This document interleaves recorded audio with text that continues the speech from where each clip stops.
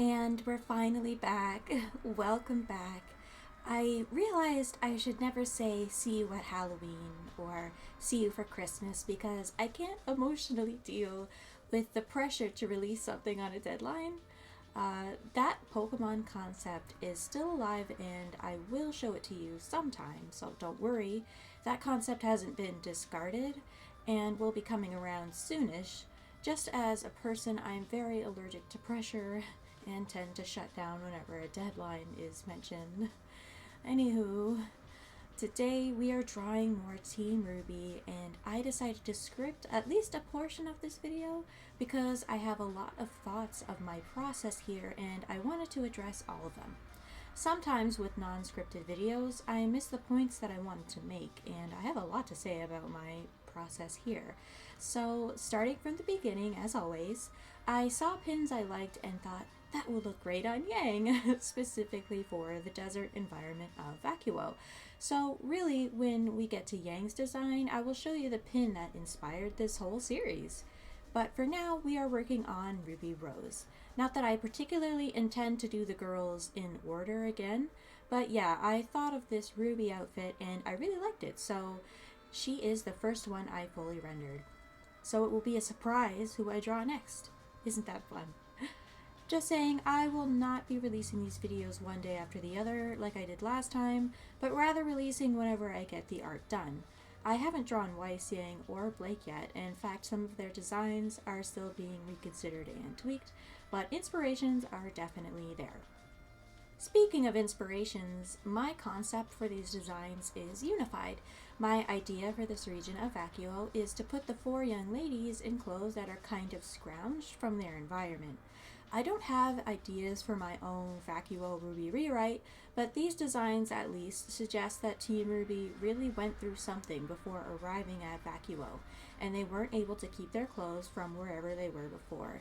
So think like Ruby has some kind of atlas design, however it got torn apart and made unusable from some kind of epic battle. Honestly, probably my rewrite of the ending to Volume 8, if that makes any sense. I don't think that the ideas or concepts of the end of Volume 8 inherently don't work. I just think it was in the execution of the end of Volume 8 that's lacking. To be honest, resurrecting Penny just to kill her anyway could run the gambit of just being a horrible idea, but I do like to believe that any story can be good so long as you execute it well, you know? Anyway, Ruby and her team just came from a devastating tussle, perhaps from the events of Volume 8 and the Wonderland world in Volume 9, and they made it into Vacuo, but the help that received Ruby and Co. state that their clothes are beyond repair, and even if repaired, their current armor is unfit for Vacuo. Their fabrics are too heavy and they could overheat, and other things like their skin will burn in certain areas, and their shoes are unfit for the sand. The people of Vacuo have developed over centuries clothing fit for the desert heat, and Ruby's team's clothes are unfit even if repaired. So the girls are essentially forced to basically pick apart the local market and scrounge for clothing items that resemble the silhouette of their OG outfits but have fabrics and ornaments that are culturally Vacuo. So Ruby here, she will have a cape and the silhouette of a cape, but the fabric will be different. You will see in the coloring section that her red this volume is more close to orange, because what she happened to find at the local market was closer to deep orange than the rose red that she started with in Volume 1. Also, her clothes are lined with gold ornaments that were not seen at Veil or Mistral or Atlas. They are unique to Vacuo. Therefore, there's going to be a lot of fake gold in the girls' designs. When browsing Pinterest for clothing inspirations from India, I noticed that culturally, the people of India wear a lot of silk-like fabrics, but any skin that can't be covered by cloth, they basically just cover it with jewelry. So these people are like essentially dripping in jewelry and gold. Huge gold earrings, several gold bracelets, gigantic nose rings by Western standards anyway, and to be honest with you, it's gorgeous. So Team Ruby will be drenched in gold accessories because that was just kind of part of the outfits they bought or were provided.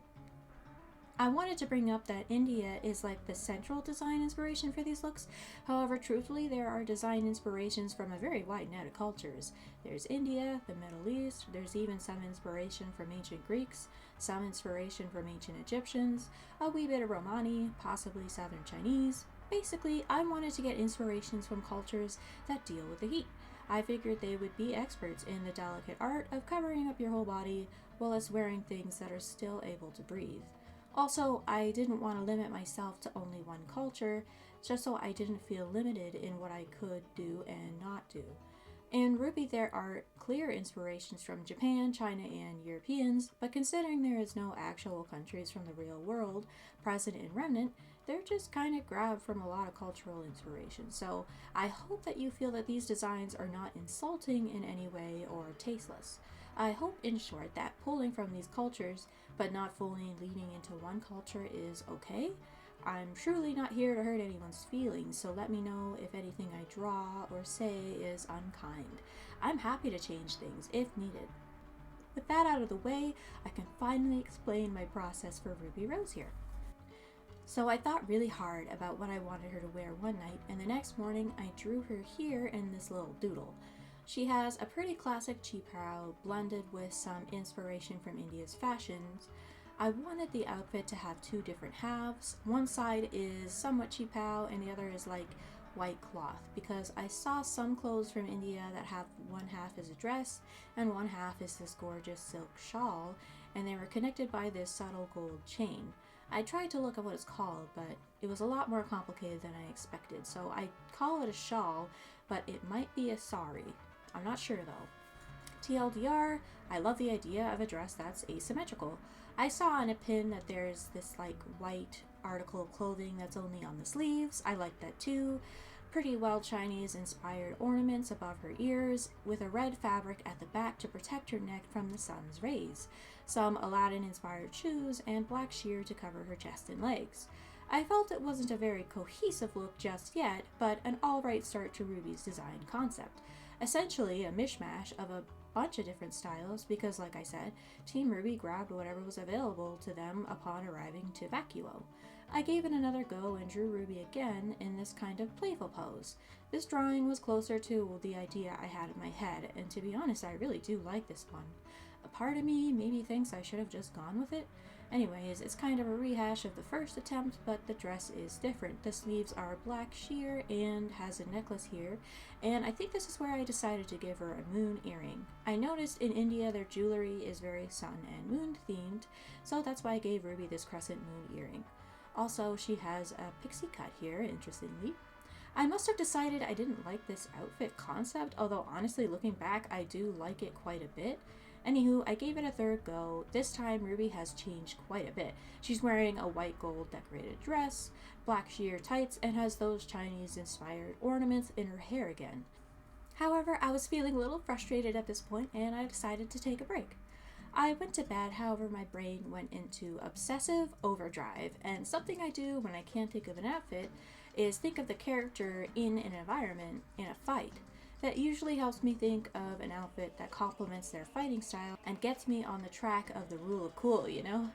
Like, what would be functional and cool? And I came up with a concept that I really liked. The next morning I was thrilled to get my idea down, and I did, and I absolutely adored it. So here is the concept art for Ruby's Vacuo design. She's wearing a kind of Egyptian-inspired head ornament that has some white fabric to protect the back of Ruby's neck. She still has her classic hood and cape, however the cape itself is short.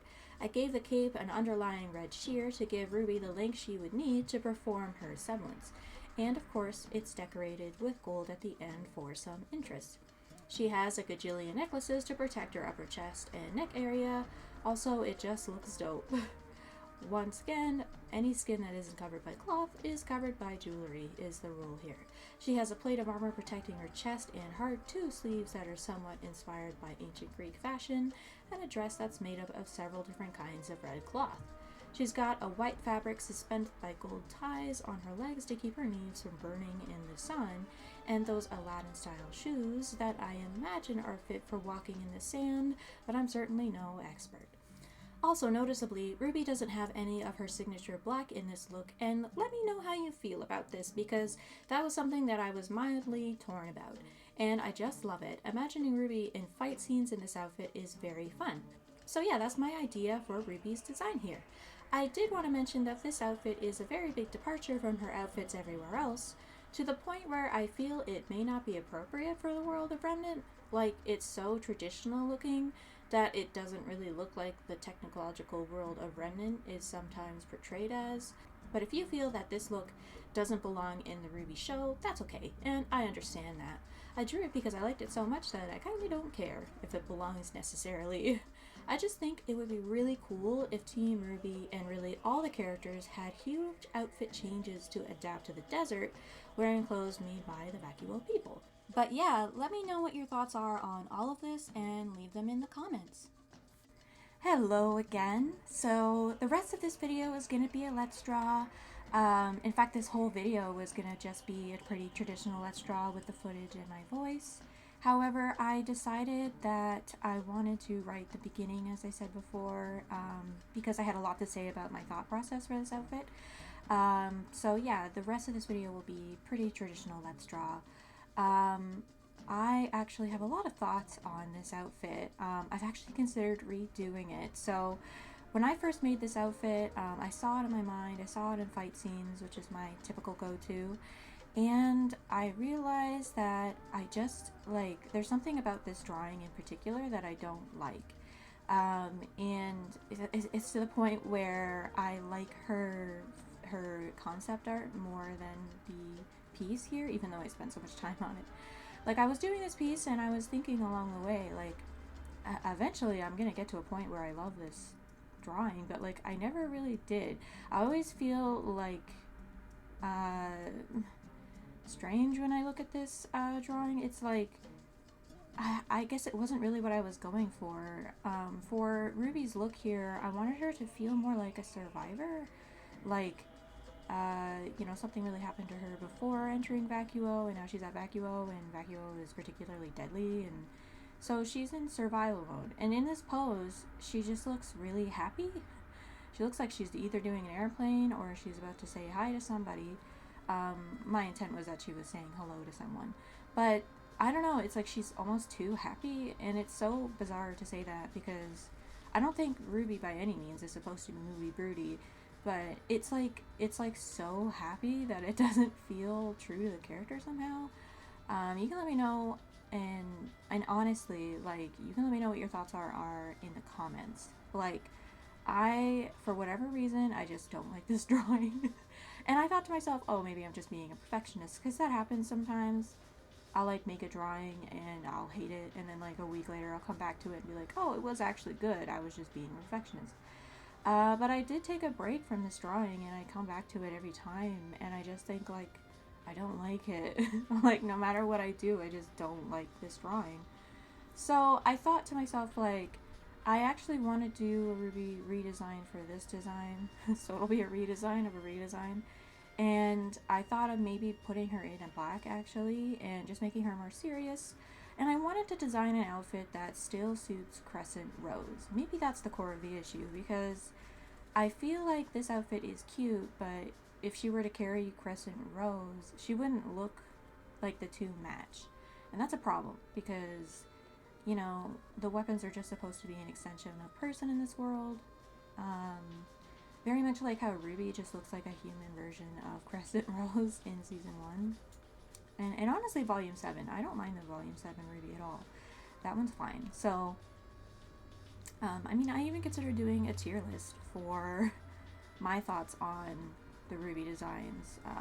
But I would be worried that I would be making a lot of similar points again, but I do have different thoughts. And for example, I do like her Volume 7 look, actually. Yeah, so I gotta be honest with you guys. If I see in the comments, like, yeah, man, I don't know if this is, yeah, man, I don't know if this is Ruby, you know, I would completely agree. Like, it's very cute, but it's almost so cheerful and so much white's happening that it doesn't even feel like Ruby. And particularly, like, if you just put a different head on this one, I feel like it would be basically your own OC at this point. That's how detached I feel it is from RWBY. And I considered scrapping this video and not putting it out, but first of all, I haven't posted in a while, and I feel kind of bad. You know, I got new subscribers, and they're waiting probably for more content, so I figured, like, I put a lot of work into the opening of this video. I put a lot of work into this design. It took so long, so I just decided, like, I will show this drawing, and you can all decide amongst yourselves if you feel this is appropriate for the world of RWBY and if it's cute or not. I mean, it's definitely cute. I think the issue is that it's, like, almost too cute. If that makes any sense. It's none of RWBY's edginess, I guess. Not that she's super edgy either. I don't know. I do like aspects of this drawing a lot. Like, I like how her legs turned out. And I know that sounds weird, but what I mean by that is her little crosses, her little lines suspending her kind of stockings. That all looks good in my opinion, and I really like her shoes. It really does feel like she's running, and like I can almost hear the pitter patter of her like Aladdin style shoes. So I do like that. And I do like the shape language of like the armor with like that like waist knot tie situation. I do like it. It's just for whatever reason, I just don't like it. Like, there's just something about this drawing that is really throwing me off, and I don't know what it is. So, if you all want to let me know what it is, I guess it just doesn't feel very RWBY. Oh, and here I was trying to do a Minoka Magica thing to simplify the ruffles, but I think I scrapped that too. Actually, in the end, I go with, and I'm talking about the skirt here.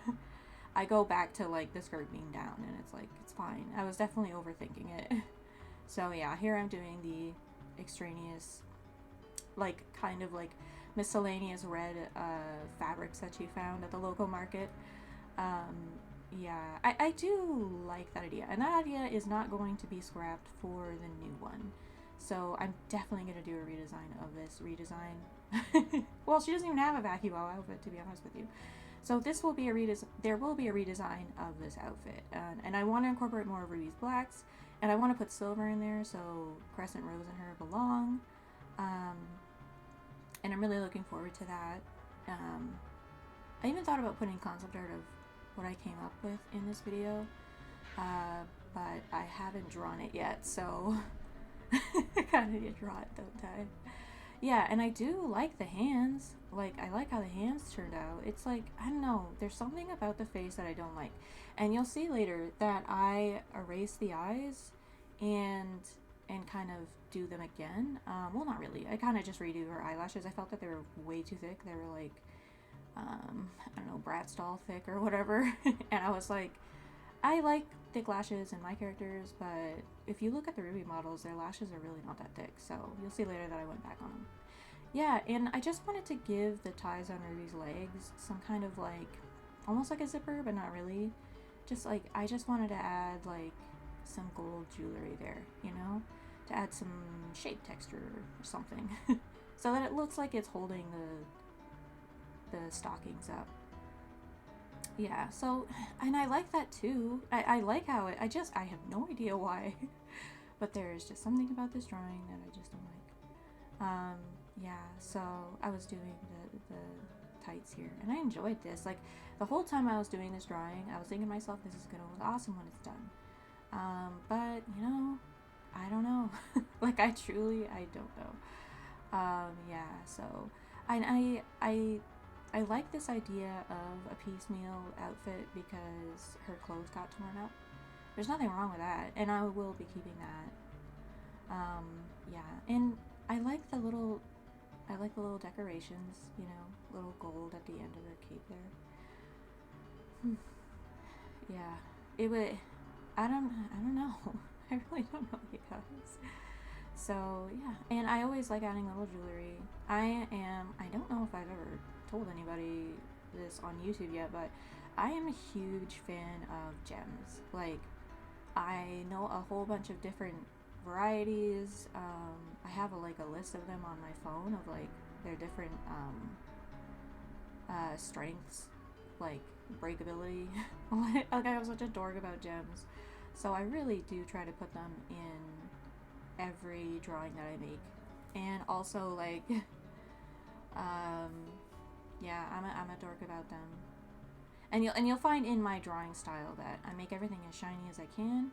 I think that comes from my love of gemstones. Like, I like shiny things, I guess. It doesn't really show itself in real life, but when it comes to drawing, I certainly do. So yeah, so back to the drawing. I really do enjoy how the little gold decoration on her cape there turned out. I mean, I don't know. I hear artists say that you shouldn't spend so much time on small details, and like you can find brushes that can do this for you. But for the life of me, I've never been able to figure out how to download brushes. It might be more accessible now. I didn't understand it when I was like literally a child, so I could probably look into it. But I see people have brushes for lace and frills, which would be extremely useful for me. So if anybody in the comments knows how to bring brushes in into Krita, that would be great. Yeah, so thank goodness we're finally getting to the coloring. I love coloring. All their skin will be a little more tan because they've been exposed to the sun and the heat. And I do that I prefer rendering characters with more color because like you could do more with the shading. I don't know how like true that is. Like maybe some artists out there disagree with the notion, but yeah, more color. I get to add more reds and stuff, and I like that way more than just like paper white. Like that doesn't do a lot for me artistically. I mean, visually it's fine. It's just artistically I prefer because I can do more with color. So yeah, my process here is very similar than before. I'll ink in a bunch of places, and so this will all be the white layer, and then I'll quick clip and group that and color just there. It's very efficient. It makes drawing a lot easier. I know there's people out there that are like they don't like the concept of using so many layers, and I just kind of feel like I don't know, it works for me. I definitely think, okay, so this is true. I definitely think in the future I want to experiment more with styles, both the drawing and also the coloring. But yeah, so far for me, like the layered approach is for me. Like I like things being nice and tight. It's very satisfying to shade something and not have to worry about it overlapping a layer you just painstakingly worked on, you know? So that always feels good. So yeah, I even did her back cape on different layers because I didn't want to have to worry about them overlapping each other during the shading stage. So that's why I do that. And it really doesn't even take long to make those layers. So I don't understand what the big kerfuffle is. I definitely think that those people who can make that beautiful painterly style, they're extremely talented. Like, that is so beautiful. So, yeah. And I always do hair on a separate layer, as I said before. Strongly recommend it. And the thing is like, this is making me think again about Ruby's characterization here. Is like, I don't know, she has her hair, she has her silver eyes, but it still doesn't really feel like Ruby. So, man, I don't know. I like a lot about this outfit, and a lot of these elements will be carried into her redesign. I like this gold. Well, maybe I might tone down the gold, but the hair accessory, that will definitely be there, because I do like it. I just don't know if it will have the white behind it, but we'll see when I get to that. I haven't gotten to that yet. I'm very excited though. I'm very excited to give this whole concept a new try of like these piecemealed, pieced together outfits. I think that's very fun. And I'm very excited to show you what I have for Blake, Yang, and Weiss. I might change my mind on this. It depends. But Weiss might be exception to the rule of these kind of piecemeal together outfits, because my headcanon is that Atlas didn't fall and they just arrived at Vacuo, Because I don't like the idea of Atlas falling, but so Weiss will get her clothes from Atlas. So she'll get sun-resistant clothes from Atlas, so they won't be this Vacuo style. And like I might go back and forth on that. So if you want to see Weiss in this kind of like many cultural blend kind of outfit, let me know. I mean, that would be cool. I mean, there's a dozen fan arts of Weiss in pretty dresses. We could put her in something unique for a change. I don't know. Yeah, I do love this outfit though. Like, even though it doesn't suit Ruby super much, I do like this outfit. I do love how, like, there's so much gold accessories, and that's just considered normal in this culture of Vacuo. Just people are wearing a lot of golden jewelries because it's just part of the clothes. I love that. I kind of wish we could do that here. Yeah, I do love the outfit itself. I always imagine her like running in the sand and fighting like a giant centipede grim with really thick centipede armor. Yeah, it's cool. And her shoes make this pitter patter sound. Yeah, I think that the desert could be an incredible place, design wise, combat wise, and also like I would just have really liked to know what the Summer Maiden was supposed to look like. If Ruby doesn't continue, it's possible we'll never know what the Summer Maiden looks like. And that's so upsetting because she could be, I always thought that she should be, at the very least, very tan, like extremely dark tan, or obviously just black. It would be so cool. You could do so much with like jewelry and hair accessories. Actually, you know what? I could possibly design a Summer Maiden because there's a good chance we won't ever see her. So yeah, let me know in the comments if y'all want to see a Summer Maiden. That would be nice. Yeah, and also I thought about giving Neo a couple new outfits. Maybe one for Vacuo. Maybe I kind of want to just give her a cute outfit because I like putting characters in cute outfits. Yeah, I kind of wanted to do Neo. She's a fan favorite. I mean, she's adorable. It's just that she doesn't have a lot of outfits. She only has 2, I think. And her superpower is being able to look like anyone and anything. So I would love to see her in new outfits. And I mean, that's why I do this. Because I want to see these characters wear things that are really fashionable. So yeah, the armor here, the armor here is part of the reason why I wanted to retry this whole concept. In her new redesign, I'm not thinking about giving her this armor plate, but let me know what you think if you want the armor plate to return. I guess I didn't line it. Like, I don't ultimately do line art. Admittedly, I got a little lazy. And I didn't line it. So, like, I don't know, it just sticks out of place and it doesn't feel like it belongs to the rest of the drawing. I tried my best to make it shiny like gold, and I mean, at the end of the day, it's fine. I don't know, guys. There's just something about this that I really don't like. And it's very possible that I'm just having a really long bout of perfectionism. It isn't perfect, so I hate it, I always have that mentality. By the way, if you're ever hating your own art, what I've noticed about it is that it's perfectionism. It's telling you, well, it's not perfect, so it's not valid. And we want to kind of therapy those thoughts. We kind of want to push those thoughts away because they are productive, they'll kill your artistic drive, and they usually come a place of like some kind of abuse from like a family member or something. So if you have perfectionistic thoughts and you can't control them, I would recommend therapy, honestly.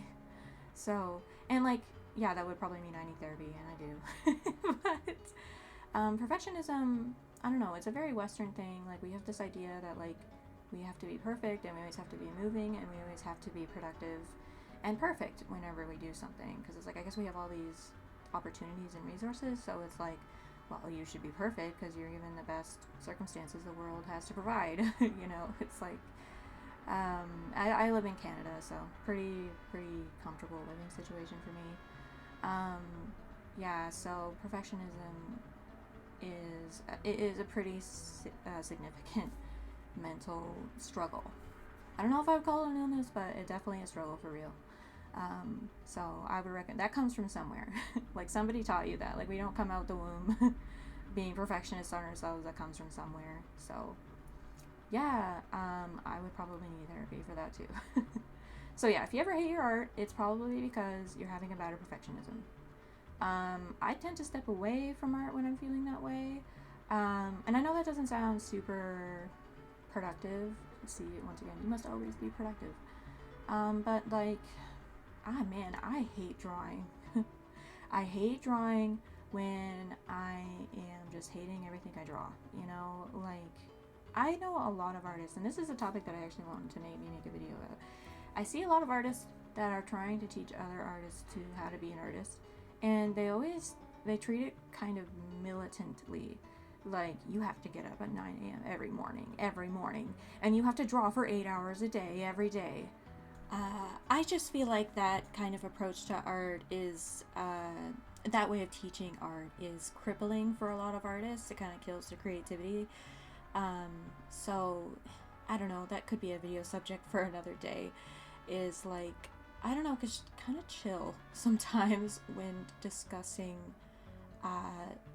teaching art to people, because you're going to make art seem extremely unapproachable. But anyway, we went through a lot of topics here. The drawing is about to be over, so I'm just going to let it play out.